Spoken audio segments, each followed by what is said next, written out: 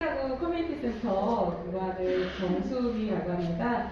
오늘 이렇게 외롭지 않을 권리 황대현 작가님 모시고 강연을 시작하려고 하는데요. 그 전에 잠깐 저희 센터장님 모시고 인사 말씀 한번 드릴게요. 네. 잠깐 센터 소개 좀. 예, 안녕하세요. 귀한 저녁 시간에 많이 모여주셔서 감사합니다. 저희 센터 혹시 처음 오신 분 계신가요? 예, 대부분 처음 오시네요. 저희 센터도 사실 이런 건 전국 최초로 만들어진 건데, 결국 저희도 혼자 살면서 외롭지 않은 도시를 만들고자 사실 이 센터를 만들게 된 거거든요. 저희가 만들자마자 코로나 때문에 몇 달을 좀 쉬었다가 다시 재개방하게 되었는데, 재개방하면서 처음 강연을 좀 의미 있고 중요한 걸 해보고자 해서 원장님 모시게 되었습니다. 저희가 지금 이 강의를 바탕으로 시작해서 저희가 프로그램도 그렇고 다양한 사업들을 진행하니까 앞으로도 많이 관심 가져주시고 오늘 강의도 즐겁게 지켜봐주시면 좋겠습니다.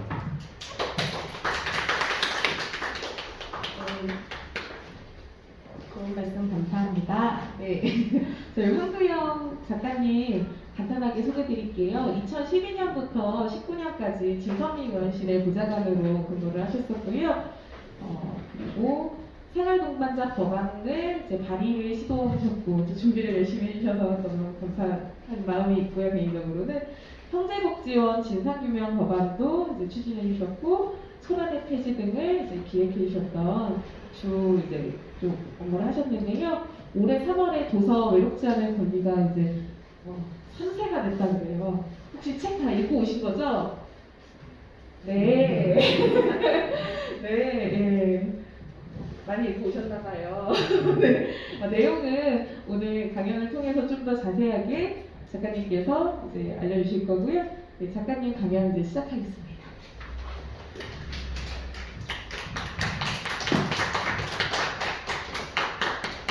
네, 안녕하세요. 소개받은 황대현입니다. 반갑습니다. 앉아서 진행할게요.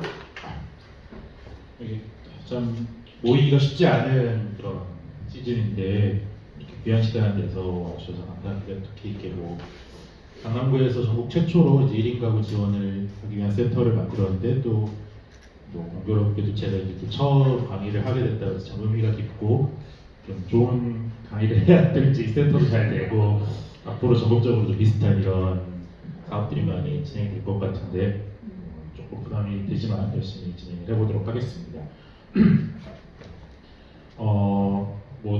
우리 정수민 선생님께서 물어보셨지만 책을 다 읽고 오신 건 아닌 것 같아요. 이제 오늘 강연 듣고 또 이제 더 궁금한 내용 책을 더 읽어보시면 좋을 것 같은데 이 책 혹은 생활동반자법이라는 말을 이전에 들어보신 적 있으세요? 어디서 좀 들어보셨어요? 저는 충칭대 출신인데 거기서 전월 이주 여성들이 이제 미혼모가 된 경우에 거기서 지원해주는 단체가 있어요. 저희 학교 선배님이 만든 단체가 있는데 거기서도 생활동반자법에 대해서 약간 간략하게 얘기를 해주신 적이 있습니다. 이제 들어보신 분들도 계시겠지만 조금 낯설고 이제 들어서 이게 정확히 뭐다라는 것들이 아직 사회적으로 널리 알려지지는 않은 것 같아요. 그래서 이제 제가 생활동반자법을 찬성하시는 분들도 있고 반대하시는 분들도 있지만 그 이전에 생활동반자법이 어떤 내용이고 어떤 맥락에서 준비되고 있는 건지를 좀 설명드리기 위해서 책을 썼고 오늘 강의도 준비하게 되었습니다. 저는 소개받은 이런 사람이고요. 책 제목이 외롭지 않을 권리잖아요. 근데 왜 책 제목을 이렇게 지었느냐 그런 질문을 많이 받았는데 우리가 외롭다라는 거는 약간 사적인 감정이라고 생각하잖아요. 내가 좋은 사람을 못 만나서 가족들과 살지 않아서 내가 감정적으로 결핍이 있어서 그런 어떤 개인적인 문제라고 생각하기 쉬운데 실제로 어느 정도 개인적이겠지만 또 권리라는 건 우리가 공적인 개념이잖아요. 어떤 주거권, 생존권 그런 식으로 또 권리라는 건 공적인 개념으로 쓰이고 있는데 저는 이게 정책이나 제도에 따라서 우리의 외로움, 우리의 고독함도 많이 달라질 수 있고 그렇기 때문에 이 외로움이라는 게 개인적 문제이기도 하지만 어떤 사회적인 객관적 조건에 의해서 만들어지고 너무 많은 사람들 지금 우리가 뭐 세계적으로도 재살률이 높고 그 사람들이 굉장히 고독한 상태로 살고 있는데 그런 상태가 되면 그것은 정책적인 과제고 제도적인 해결이 필요하다 그런 맥락에서 우리가 평소 사적이라고 여기는 외로움과 공적이라고 여기는 권리를 좀 묶어서 외롭지 않을 권리라는 제목을 짓게 되었습니다. 우리 오늘 얘기할 건 생활동반자법이라는 법에 대한 이야기를 할 건데요.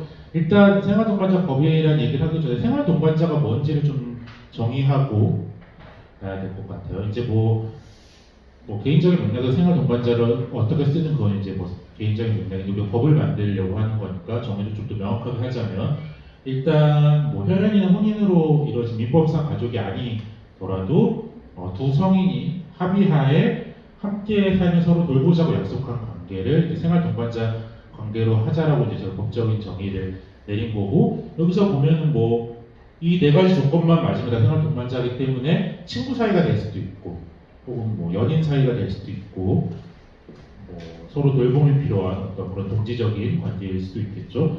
그러니까 이제 뭐 결혼이랑 가장 큰 차이 좀 이따 보겠지만 성애적인 그런 관계를 꼭 전제하지 않더라도 할 수 있는 관계를 열어놓고 있는 거고요.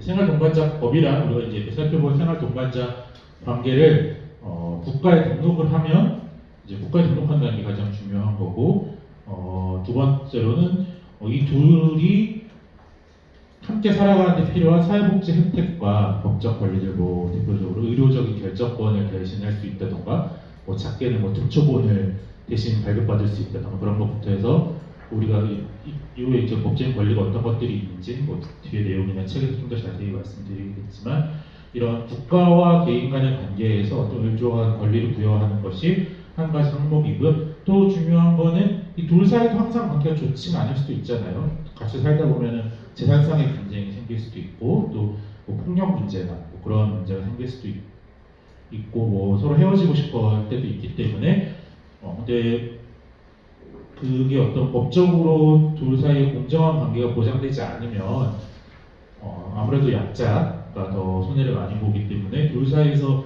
일어날 수 있는 분쟁을 합리적으로 해결할 수 있는 절차를 규정하는 법이 이제 우리가 생활동반자법이다라고 이제 전제를 하고 이제 생활동반자 법에 도달한 걸로 정의를 한번 살펴봤고요. 이거는 뒤에 이야기를 좀 더 명확하게 하기 위해서 미리 한번 살펴봤습니다.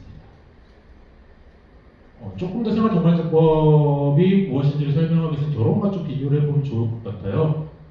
말씀드린 대로 둘의 성별이나 같이 사는 이유, 이제 뭐 성애적인 관계든 뭐 연인 사이에서 뭐 성애적인 관계일 수도 있고 아니면 그냥 뭐 마음에 맞는 친구일 수도 있고 거기에 초점을 맞추지 않고 두 번째로는 결혼이라는 건 우리가 이혼이 흔해지긴 했지만 그 제도의 전제 자체는 어쨌든 거머리 퍼플이 되도록 영원히 같이 산다, 죽을 때까지 같이 산다라고 하는데 일단 그걸 전제하지 않고 있으며 세 번째로 좀 가장 큰 차이 중 하나가 일방이 원해도 해소가 가능하다라는 점이 결혼이랑은 다를 것 같아요. 물론 이제 결혼 제도도 국가에 따라서 일방이 원해도 이혼이 가능한 나라들도 있어요. 우리가 뭐 소위 말하는 미국이나 뭐 유럽에서는 많은 경우 일방이 원해도 대신 뭐 위자료를 내거나 뭐 손해배상을 하거나 해야겠죠. 그리고 재산분할을 당연히 해야겠지만 뭐 우리나라 같은 경우에는 협의 이혼하고 또 유책주의라고 해서 우리가 뭐 홍상수 감독님이 계속 뭐 이혼을 요구하고 있죠. 이혼 소송 계속 하는데 뭐 계속 이혼이 안 되고 있고 뭐 재벌 회장도 뭐 아예 뭐 어떤 자기의 원래 부인한테 계속 이혼 소송을 하는데 이혼이 안 되고 있잖아요. 그러니까 뭐 그런 거 유책주의라고 하는데 책임이 있는 사람은 이혼을 제기할 수 없도록 되어 있는 게 유책주의라고 해서 양방이 합의하거나 뭐 상대한테 큰 잘못이 있거나 이혼을 했는데 그것이 아니라도 생활동반자법이라는 건 일방이 원해도 해소가 가능한데 대신 이제 뭐 해소할 때 서로 끼치는 거에 대한 위자료를 제기하거나 같이 재산에 대해서 재산 분할이 가능하거나 그런 식으로 구성이 되어 있고요. 그러니까 결혼 제도에서 우리가 이런 걸 영원한 관계를 전제하고 그걸 해소하기 어렵게 만들어 놓은 거는 이것이 어떤 천륜? 결혼이란 것도 일종의 천륜이고 분명 옛날 말로 팔자 그런 걸 좀 전제하고 있는데 그런 것이 아니라 좀 주도적으로 늘 선택하고 또 변화할 수 있고 그런 관계로 가정하면서 우리가 이 결혼이라는 생활이 천륜이라고 여기지 않을 때 둘이 같이 살 때 실질적으로 필요한 게 무엇인가 좀 초점을 맞추며 구성한 게 생활동반자법이다라고 생각하시면 좋을 것 같아요. 이제 여기까지 생활동반자법의 정의를 살펴봤고 좀 어려울 수도 있는데 이거는 뒤에 차근차근 설명하기 위해서 제가 정의를 먼저 살펴봤습니다.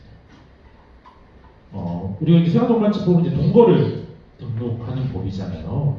동거하면 좀 젊은 세대에서도 좀 무책임하고 젊은 사람들이 하는 것, 뭐 결혼하기 전에 뭐 서로 알아보는 거 많이 했다고 하더라도 좀 젊은 세대 혹은 뭐 결혼 이전의 시기에 하는 어떤 것이라고 가정하는 경우가 많은 것 같아요. 근데 사실 우리 사회에서 동거라는 모습이 생각보다 굉장히 다양하거든요. 이분 뭐 누군지 다 아시죠? 김구라 씨, 방송인 김구라 씨인데 바로 지난달 기사예요. 2020년 4월 21일 기사 보시면 이 SBS 너는 내 운명이라는 프로그램에 나와서 여자친구랑 동거 중이다라는 고백을 합니다. 근데 이 SBS 너는 내 운명이라는 걸 즐겨보시는 분 계세요?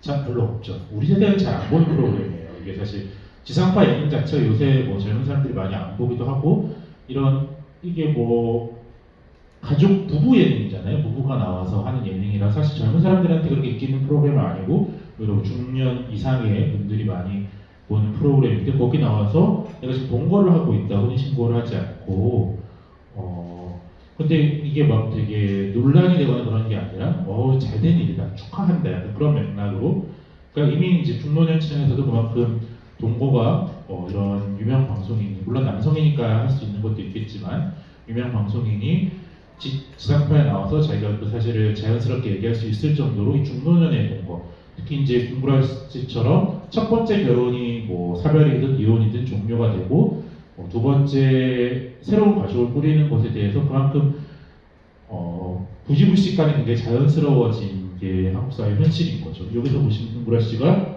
뭐 예전에 여유도 있었고 아들도 20대다 젊은 분들하고 내 나이대의 동거 느낌이 다르다 뭐 쑥스러운 것도 있고 뭐 그런 식의 문제를 하면서 이런 식으로 한 번 결혼을 했다가 어쨌든 그 결혼이 종료되신 분들이 또 이제 우리가 굉장히 고령 사회가 되면서 김구라 씨가 뭐 제가 나이 정확히 모르겠지만 50세쯤 되셨겠죠. 지금 의료 발달이나 그런 걸 고려하면 40년은 더 사셔야 되는데 40년은 혼자 사실 수 없기 때문에 새로운 가족을 계속 꾸리려는 그런 시도들이 있어요. 근데 뭐 그것들이 김구라 씨처럼 돈을 잘 버는 유명인이 아니면은 어렵기도 한데 근데 문제가 40년을 같이 살면은 그때가 늘 좋을 수만은 없잖아요. 또 김구라 씨가 먼저 사망하시게 되면 뭐 재산상의 문제가 발생할 수도 있고 뭐 김구라 씨는 그렇지 않겠지만 이렇게 오랜 기간 살다 보면 공동형성 재산이 생길 수도 있고 가정폭력의 문제가 생길 수도 있고 가령 이 방송에서는 아닌데 김구라 씨가 개인 유튜브 채널에서 처음 동거 얘기를 어떻게 꺼내냐 하면 자기가 자주 가던 백반집이 있는데 오랜만에 그 백반집에 갔더니 아줌마들 왜 이렇게 요새 안 오느냐 이렇게 그 백반집 사장님이 물어봤다. 그래서 근데 요새는 여자친구랑 같이 살고 있어서 여자친구가 아침을 해주기 때문에 백반집에 갈 일이 없다 그런 식으로 말을 하는데 그러니까 뭐 그 여자친구 분이 김구라 씨의 가사노동을 제공하고 있는 거죠. 근데 우리가 이혼을 하면 가사노동에 대한 가치를 인정해서 재산 분할을 해주잖아요. 근데 가령 뭐 한 2040년쯤 돼가지고 두 분이 사이가 안 좋아져서 뭐 갈라서가 됐다. 근데 혼인신고가 돼 있는 것도 아니고 뭐 어떻게 그러면 그 가사노동에 대한 가치를 인정받을 것인가 그런 부분도 사실 전혀 대응되지 않는 거죠. 지금 이렇게 뭐 사이가 좋고 사랑을 시작할 때는 그런 것들이 문제가 되지 않을 수 있지만 이것이 뭐 2040년에 연일수는 또 굉장히 흉흉한 소식으로 저주를 내리는 건 아니고 그럴 가능성이 하나의 케이스인데 그럴 우려들도 있다. 이렇게 중노년층의 동거를 흔했지만 전혀 보호가 되지 않고 있다. 그런 얘기를 좀 드리고 싶고요.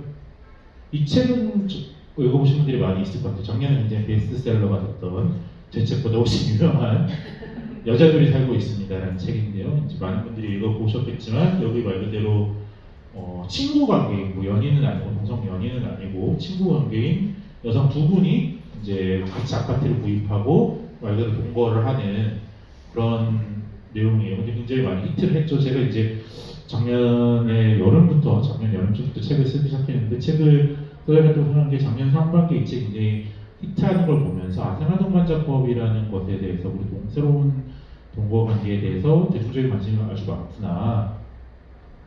이 두 분은 아주 소위 말하는 사회적인 엘리트층이시고 전문직 여성이기 때문에 나름의 재산상의 문제가 있을 때 대응이나 그런 것들을 노력하고 계시긴 하지만 그것도 완벽하지 않을 뿐더러 내가 이렇게 친구랑 같이 살고 싶다고 할 때 집은 어디서 구할 건지 대출은 어떻게 받을 건지 이걸 보면서 이제 로망을 꿈꾸기 쉽지만 이런 삶을 사는 것들이 사실 굉장히 제도적인 뒷받침이 되지 않으면 어렵고 또 갈라서 할 때 친구랑 사이가 안 좋아지면 어떻게 될까 그런 우려들도 사실 많이 되죠. 네, 그러니까 이 앞에 하신 분들은 노인 친구 사이인 거죠. 노인은 친구 사이고 지금 주거를 아예 완전히 합친 건 아니지만 사실 거의 같이 사는 수준으로 매우 친밀한 관계를 유지하고 있고 한 곳에 1인 가구 뒤에 자세히 보겠지만 1인 가구의 가장 흔한 건 사실 여성 노인들이에요. 우리가 1인 가구 담론이 되게 청년 위주라서 청년이 가장 1인 가구가 많을 거다 이런 생각하시는 분들이 많겠지만 사실 가장 흔한 거는 여성 노인들이고 이런 식으로 좀 인구가 많지 않은 시골일수록 돌봄의 공백이 생기기 쉽고 그런 데서 서로 친구들끼리 서로 돌보며 살고자 하는 그런 가구들도 있을 수 있죠. 네, 여기 이제 탈시설하는 장애인 두 분이 함께 동거를 하면서 탈시설을 준비하는 그런 주택의 모습인데요. 이제 이런 식으로 이제 동거를 하는 것이 생각보다 다양한 맥락에서 사람들이 혼인이나 혈연 외의 관계에 사람들과 같이 살게 되고 그것들이 여러 가지 이유로 같이 사는 게 낫겠다라고 판단을 하게 되는 거지. 김구라 씨처럼 가사노동이 필요해서 같이 사는 걸 수도 있고 여러 가지 이런 친밀함이 필요해서 같이 사는 걸 수도 있을 텐데 우리가 1인 가구 아니면 혼인이라는 두 가지 선택지밖에 없는 것처럼 제도는 가정하고 있지만 실제로는 그 1인 가구나 혼인으로 묶일 수 없는 다양한 가구들이 등장하고 있습니다. 이런 식으로 사실 동거가 좀 흔해지고 있기 때문에 이번에 작년에 여성가족부에서 한 조사를 보면 여기서 남녀가 결혼하지 않고 동거하는 것 그런 것에서도 전체 한 67%가 수용할 수 있다. 그런 식으로 사회적 인식도 빠르게 변화하고 있고요. 특히 이제 여기서 보면 남녀가 결혼하지 않고 동거하는 것을 이거 세대별로 나타낸 건데요. 이제 20대 같은 경우에는 89.7%, 90% 가까이도 동거라는 것을 한번 고려해볼 만한 선택지로 생각하고 있으나 이 동거관계에서 일어날 수 있는 여러 가지 문제들 그리고 동거관계를 유지하기 위해서 나라가 해줘야 되는 것들을 전달할 수 있는 그런 법적인 제도는 전혀 준비되지 않지만 다양한 형태의 동거가구라는 것들이 우리 사회에 이미 빠른 속도로 등장하고 있고 그것들이 실천되지 않더라도 내가 누구랑 다른 방식 친구랑 혹은 연인이랑 결혼하지 않고 살았으면 좋겠다라는 그런 마음까지 다 하면은 사실 굉장히 동거라는 문제 우리 사회도 크게 와 있는 거죠.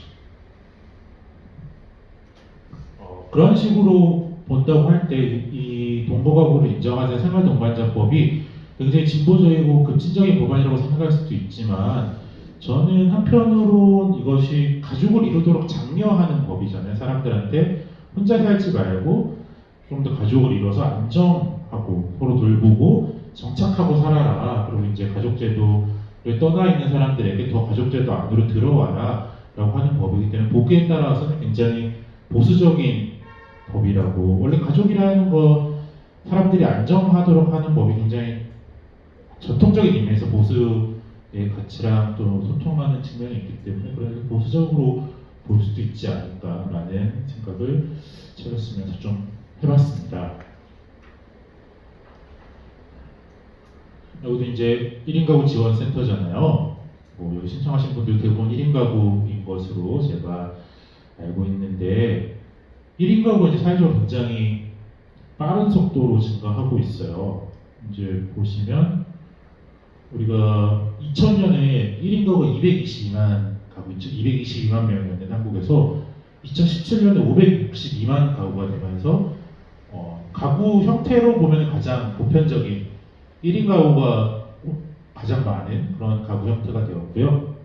이게 2017년 통계인데 올해도 이제 2020년이니까 10년마다 하는 인구 센서스를 하는 해거든요. 올해 이제 하반기면 인구 센서스, 올해 하반기도 내년 상반기 인구 센서스 결과 나올 텐데 제 생각에는 한 700만 가구쯤 지금 뭐 주민등록이나 그런 거 봤을 때는 되는 것 같아요. 이런 식으로 불과 20년 만에 3배 이상 1인 가구가 증가하고 있는데 그러면 왜 1인 가구 이렇게 증가하고 있을까? 사람들이 혼자 사는 게 좋아서 일 수도 있지만 이 한국에서 1인 가구의 폭증이라는 것은 이제 IMF 이후부터 이어지고 있는 가족의 좀 붕괴랑 사실 이어진 측면이 있거든요. 우리 한국에서 이제 자식농사라는 말을 많이 쓰잖아요. 농사는 노동이고 산업이잖아요. 그리고 성과물이 있는 거잖아요. 우리가 이제 농사는 잘 지었다, 망했다.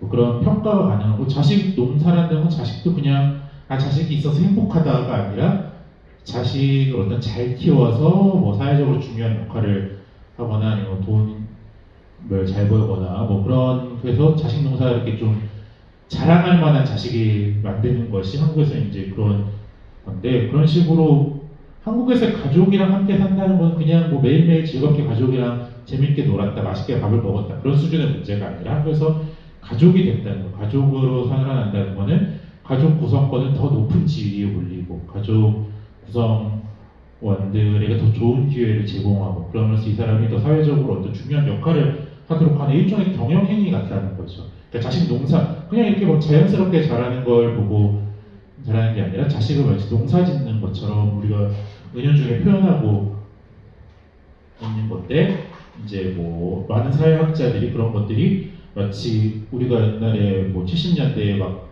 중공업에 집중 투자해서 막 포항제철 같은 거 만들고 막 그런 것처럼 어떤 잘 될 만한 것들을 집중적으로 키워서 전체 가족의 경쟁력을 상승시키는 개발국가 모델과 닮았다라고 하는 것이 그러다 보니까 뭐 요새 세대는 좀 다르지만 우리 부모님 세대만 하더라도 뭐 아들한테 몰빵해주고 그 여자 형제들은 여자 뭐 자매들은 그 아들 뒷바라지라 해서 일찍 취업을 해서 그 아들이 대학을 다닐 수 있는 돈을 마련하거나 뭐 그런 식으로 그 아들은 그리고 또 이제 집안을 일으켰다 뭐 그런 표현을 쓸 정도로 그 가족에게 하나의 가족을 아주 전략적 단위로 보면서 그 전략에 따라서 집중적으로 투자할 것 그리고 이제 뭐 희생시킬 것 그런 것들을 결정하는 그런 모델이 있다는 거죠. 그런 식으로 이제 한국에서 가족이라는 것들이 뭐 지난 시기까지 유지됐는데 이게 근데 굉장히 고도 성장을 하고 한국 사회 전체적으로 경제가 커질 때는 그나마 이제 작동하는 모델이었는데 IMF 이후에 우리가 저성장 사회로 되게 되면서 가족한테 투자를 별로 돌아오는 게 없는 거예요. 가족한테 돈을 다 많이 쓰잖아요. 그래도 이제 이게 성공한다는 보장이 없게 되면서 가족이란 굉장히 부담스러워지게 되고 그러면서 사람들이 우리가 이제 뭐 한국 사회에서 애도 그렇잖아요. 애를 키우는 게 사실 나라에서는 뭐 우리가 아동수당도 주고 뭐 보육수당도 주고 어린이집도 하고 막 초중학교 중학교도 무료인데 뭐 애 왜 못 키워? 네가 뭐 200만 원 벌면 키울 수 있지라고 얘기하지만 사실 그렇지가 않잖아요. 왜냐하면은 애를 그냥 밥을 먹여 생존시키는 것 이상으로 애를 되게 사회적으로 좋은 지 최소한 부모랑 같은 지 혹은 나은 지를 해주는 게 한국 사회에서 육아라고 생각하기 때문에 사람들이 애를 안 낳는 것처럼 한국 사회 가족을 하나의 리스크로 이제 보기 시작한 거죠. 그런데 그러니까 뭐 하이 리스크 하이 리턴으로 많이 투자한다고 많이 돌아오는 게 아니라 그렇게 막 적극적으로 투자를 하더라도 이 사람이 뭐 계층을 상승한다거나 우리 집안을 일으켜준다거나 그런 보장이 없게 되면서 결혼을 거부하거나 또 아니면은 이혼을 하거나 애를 안 낳거나 하는 식으로 가족 구성원의 평균적인 가구 구성원들을 계속 줄여나가기 시작해요. 그런 결과로 이제 한국 사회에서 계속 이제 1인 가구가 이런 식으로 폭증하게 되는데 한국 사회에서 1인 가구의 폭증의 가장 좀 특이한 것 중에 하나는 앞서 말씀드린 것처럼 한국에서 1인 가구 중에 절대적인 다수는 사실 65세 이상의 노인층이고 그분들 중에서도 여성 노인. 왜 그러냐면은 일단 여성이 평균 수명이 길고 그러니까 남편이 사망한 이후에도 혼자 살 가능성이 크고 옛날엔 그리고 막 10살 이상 차이 나는 남자랑 결혼하고 그랬었지 지금의 노인분들이 결혼할 때는 그러니까 뭐 자연스럽게 남편이 사별한 후에 그리고 또 자녀들이 독립한 이후에 혼자 사는 여성들이 많아지게 되고 중년에서도 이혼이 굉장히 많아지는데 우리가 계속 혼인율이 줄어들고 있다고 많이 이야기하잖아요. 요새 사람들은 결혼을 안 한다고. 그런데 요새 사람들은 결혼을 안 하는데 이혼도 잘 안 해요. 왜냐하면 결혼 자체를 굉장히 신중하게 하고 떠밀려서 결혼하는 사람들이 줄어든 것도 있고 결혼 자체가 굉장히 안정적인 직업이나 안정적인 자산을 가진 사람들이 하는 선택이 되다 보니까 그 사람들이 뭔가 불안정한 상황에 빠져서 이혼을 선택하는 확률이 줄어들고 한국 사회에서는 사실 이혼을 제일 많이 하는 사람들은 IMF 이전에 결혼했던 중년층이 IMF 이후부터 쭉 이혼을 계속 많이 하고 있어요. 그래서 이 중년층의 이혼율이 굉장히 높고 그러다 보니까 여기서는 지금 한 2.5배가 증가했는데 45세 64세에서 1인 가구는 53.9만명에서 174.9만명으로 3배 이상 증가하게 됐고 특히 남성은 2000년에는 19.8만 명이 혼자 살았거든요. 근데 2017년에는 110.7만 명, 5배 이상 이제 증가하는 거죠. 그러니까 이제 막 중년 남성이 고독사를 했다거나 그런 뉴스들도 나오잖아요. 그런 식으로 사회적으로 1인 가구의 집단. 또 혼자 사는 사람들이 우리가 이제 뭐 나 혼자 산다 같은 거 보면 다 막 돈 잘 벌고 20, 30대 젊고 막 데이트도 하고 그런 사람들이 잘 사는 것 혼자 사는 것 같지만 그렇지 않고 사실 굉장히 가난한 노인들 그리고 또 또 외로울 가능성이 노인이 될 가능성이 큰 이런 집단에서 1인 가구가 빠르게 증가하고 있다. 이렇게 되면은 이렇게 보면은 노인 1인 가구에서도 우리가 사실 뭐 혼자 살만하니까 혼자 살겠지라고 생각하기 쉽지만 노인 1인 가구 중에 3분의 1 정도는 거동이 불편하다라고 대답하고 있고요. 가족과 사는 노인이 가구당이 아니라 1인당 보통 한 달 소득이 226만 원이라고 하면은 혼자 사시는 분들은 월 134만 원. 여기에는 이제 뭐 용돈, 연금, 뭐 기초연금, 자기가 뭐 노동하는 것, 뭐 주택 있을 때 임대수 그런 거 다 들어간 평균이에요. 그러니까 이제 134만 원. 가난하고 몸도 불편한 사람들이 혼자 사는 비율이 높은 거죠. 그러다 보니까 독거 남성 노인 같은 경우에는 가족과 사는 노인에 비해서 자살 사고가 2배 이상이다라는 의학적인 연구도 있습니다. 그래서 1인 가구의 3분의 2 정도는 가능한 가족과 함께 살 방법이 있었으면 좋겠다라고 대답을 한 그런 통계도 나와 있어요. 이런 식으로 이제 1인 가구가 굉장히 뭐 젊을 때도 자유롭고 또 가부장제에서 벗어나 있고 그런 것들도 독립적이고 그런 것들도 중요하지만 빨리 줄여달라고 하시네요. 거의 끝나갑니다. 근데 이 헌법적 권리라는 것을 보장하기 위해서는 법적으로 그냥 뭐 내 마음대로 살 거야라는 게 아니라 내 마음대로 살고 쉽게 해서 어떤 법적인 권리가 보장돼야 될 때가 있거든요. 과연 이제 동성동본 혼인 금지에서도 그러니까 동성동본을 모를 만한 세대들도 있으신 것 같은데 뭐 기억하시는 분들도 있으실 것 같고 이건 이제 성과 본이 같은 건 옛날에 혼인을 못했었거든요. 이게 뭐 2000년까지는 거의 그랬어요. 그래서 이제 막 뭐 옛날에 막 그걸 너무 슬퍼하는 노래도 나오고 뭐 DJ DOC가 무슨 뭐 내가 마음에 들어하는 여자들은 꼭 뭐 동성동본이다 뭐 그런 가사를 부를 정도로 이제 뭐 그런 사회적인 문제가 그래서 지금은 생각하면 말도 안 되는 거죠. 왜냐하면은 우리나라에는 김씨, 일씨, 박씨가 나라의 절반인데 같은 성씨끼리 결혼을 못한다고 하면은 뭐 아까 뭐 보여드린 응답하라 시리즈에도 뭐 그런 에피소드가 나오죠. 뭐 미국에서는 예전에는 타인종간 혼인을 금지했었어요. 뭐 흑인과 백인은 결혼할 수가 없었거든요. 예전에는 뭐 그런 것들도 이제 혼인의 자유를 이제 법적으로 제한하는 뭐 지금 동성결혼들도 뭐 하나의 그런 문제가 될 수 있겠죠. 그렇기 때문에 헌법적 권리를 보장하기 위해서 실질적으로 이런 법적 인정이 우선되어야 하고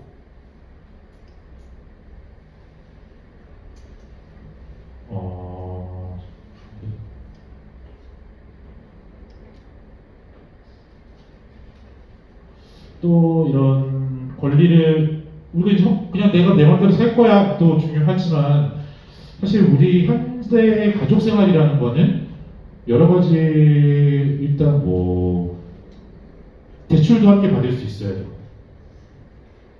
또 뭐 여러 가지 가족 수당이나 그런 것들도 받을 수 있어야 되고 또 뭐 건강보험 같은 것도 같이 쓸 수 있어야 되고 뭐 임대주택도 같이 들어갈 수 있어야 되고 그런 다양한 사실 법적 권리 하에서 가족생활이라는 것이 이루어지는 거거든요. 내가 뭐 나는 자연이가 찍으면서 아담과 이브처럼 아무도 없는 곳에서 자유롭게 살 거야는 아니기 때문에 우리가 서울이라는 도시에서 살기 위해서는 이런 다양한 사회적 혜택들이나 법적인 인정이 보여되기 위해서는 근데 그걸 누구한테 줘야 되는지 이 사람들이 누군지를 법적으로 규정을 해야 뭐 임대주택을 주는 거잖아요. 그리고 뭐 평등하게 임대주택을 가령 뭐 여기 강남에도 여러 군데 뭐 임대주택들의 행복주택 같은 것들을 만들고 있을 텐데 그런 거를 내가 그냥 오늘 만난 친구랑 내일 입주할 수는 없는 거잖아요.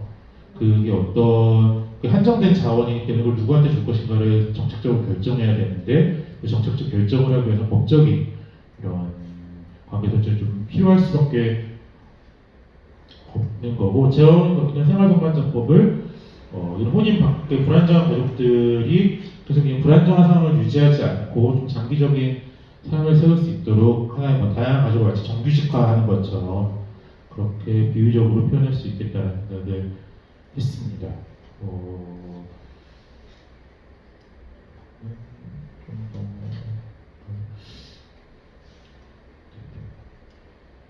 넘어가서 이제 구체적인 내용들은 이제 좀 줄여야 되니까 책을 좀 읽어보시면 제가 말씀드린 부분들이 나올 텐데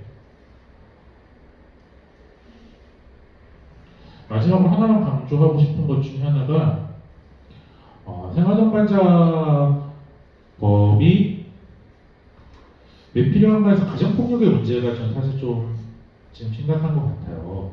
우리가 이제 사실 결혼한 부부 내에서도 가정폭력을 개입하고 해결하는 것이 상당히 어려운 문제죠. 그렇기 때문에 안타까운 사연들이 굉장히 많이 들으셨을 것 같은데 그래도 어쨌든 우리 가정폭력을 해결하고 자기 위해서 이제 뭐 가정폭력 신고가 있으면은 접근 금지를 하거나 혹은 뭐 가정폭력 피해자들도 쉼터에 입소할 수 있어서 이제 보호를 해주거나 아니면 그분들이 자립할 수 있도록 가족을 벗어나서 자립할 수 있도록 자활 지원을 하거나 그런 여러 가지 제도들이 보장되어 있는데 동거하고는 전혀 되지 않는 거죠. 제가 이건 이제 제보를 받은 제가 이제 뭐 제보를 제가 의원실에서 근무할 때 메일로 받은 건데 보통 입법 과정을 잘 모르시는 분들은 국회의원이 뭔가를 하겠다고 하면 그냥 뭐 다음 주쯤에는 되어 있는 줄 아시는 분들이 많이 있어요.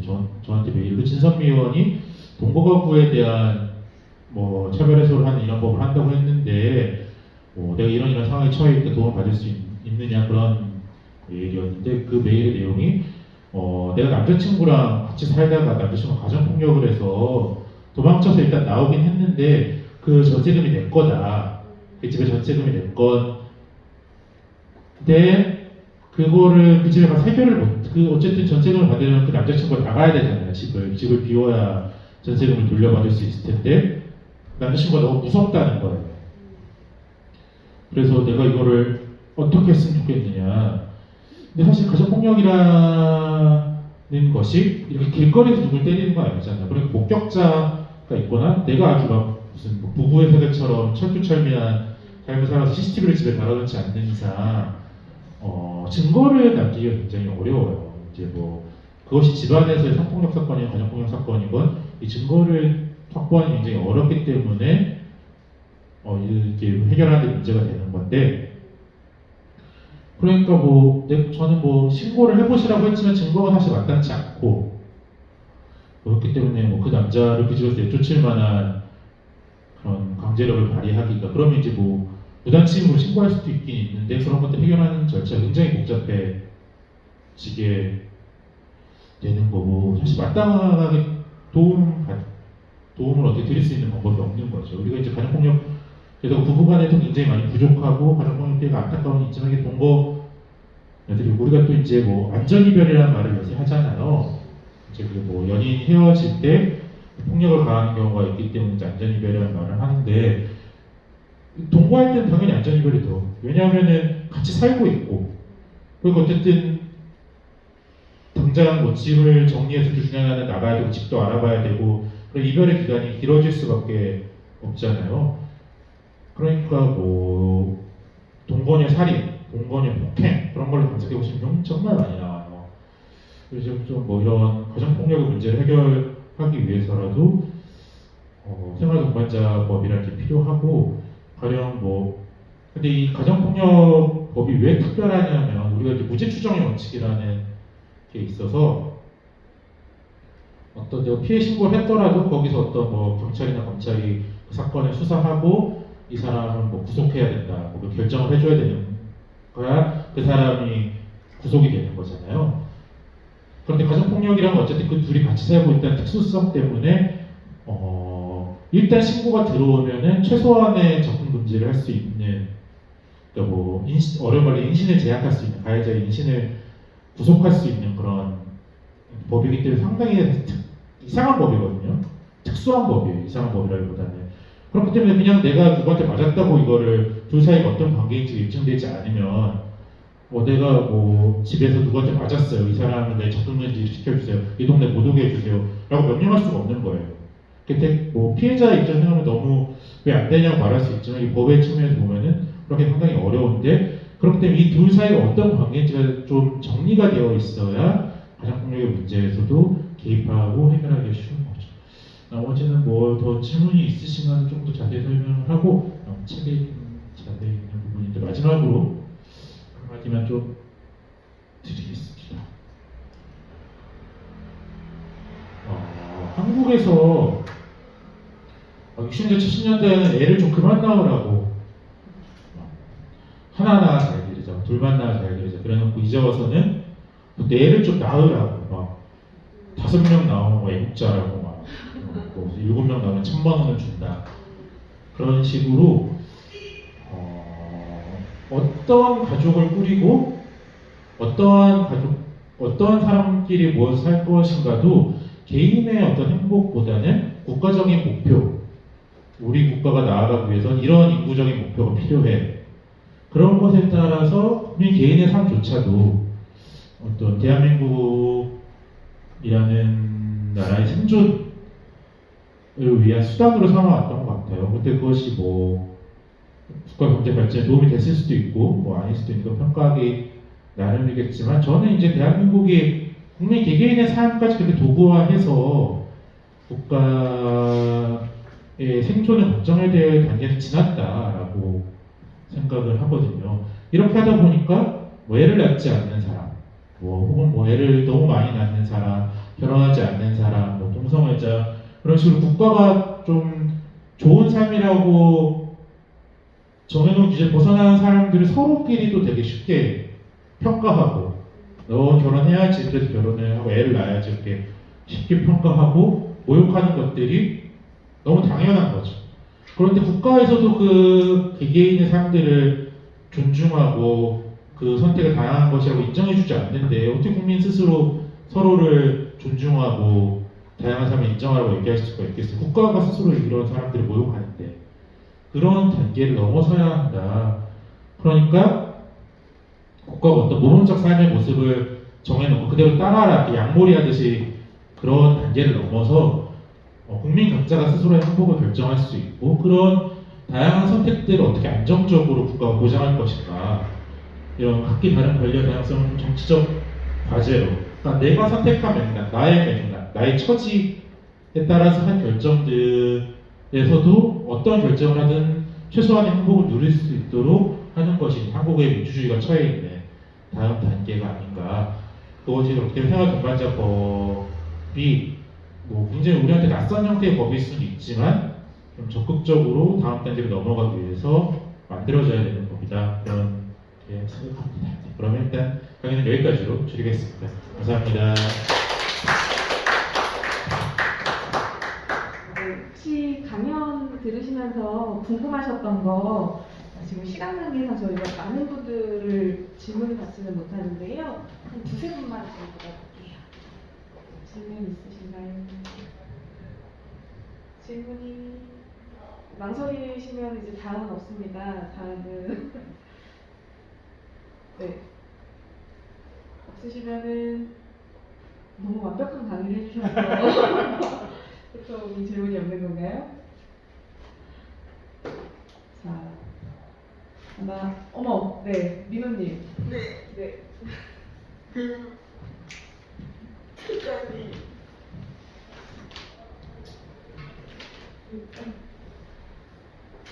정확히 연주를 생각하지 않고 예전에 외국 서적적 돌봄 민주주의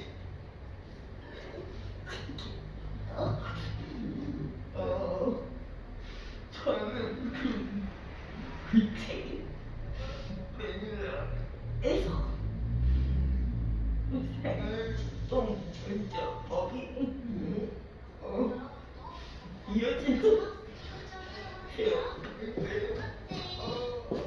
혹시 작가님을 돌봄에 어떻게 여쭤봐도 될까? 네.